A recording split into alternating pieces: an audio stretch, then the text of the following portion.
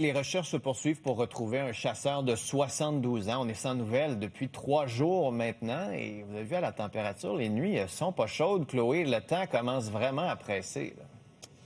Oui, voilà, parce que vous l'avez dit, c'est de plus en plus froid les nuits ici.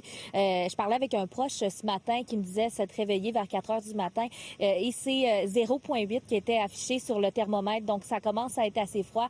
Donc voilà Richard Bellil, ce chasseur qui est porté disparu depuis lundi, un chasseur de 72 ans. Il était parti avec des membres de sa famille, là, un groupe de 6, et lundi vers 9h15, c'est la dernière fois qu'on l'a vu. Donc rapidement, la famille qui a alerté les autorités. Donc là, il y a vraiment tout qui est mis en place pour le retrouver. La Sûreté du Québec qui est présente, les marcheurs, les policiers en VTT, une équipe aussi là, nautique. Il y a également là, des bénévoles, là, les membres de l'Association québécoise de recherche et sauvetage qui sont présents. On parle d'une dizaine de bénévoles qui viennent en aide à la Sûreté du Québec parce qu'on l'a dit, ça commence à être froid. Ça fait quand même 3 jours qu'il est porté disparu. Il était habillé avec des vêtements de camouflage, un dossard également. Donc voilà le temps qui commence à presser.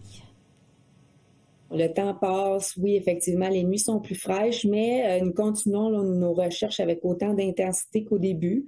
Nous espérons retrouver M. Bellil le plus rapidement possible. Puis nous sommes en étroite communication aussi avec la famille pour les rassurer, leur expliquer nos démarches et tout. Donc, c'est sûr qu'on continue nos recherches.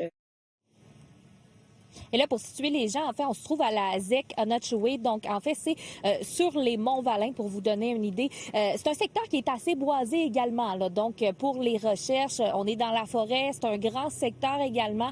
Donc, c'est important vraiment de ratisser, d'y aller en quadrillé. Donc, je fais une petite description rapidement. Richard Bellil, qui a les cheveux gris, les yeux bruns, était habillé de vêtements de camouflage, avait un dossard. Il a été vu pour la dernière fois vers 9h15 lundi matin. Donc, ça fait 3 jours qu'il est porté disparu. On demande l'aide des chasseurs, là, s'il y a des gens qui sont dans le secteur, de garder l'œil ouvert là, parce que le temps presse. Merci, Chloé.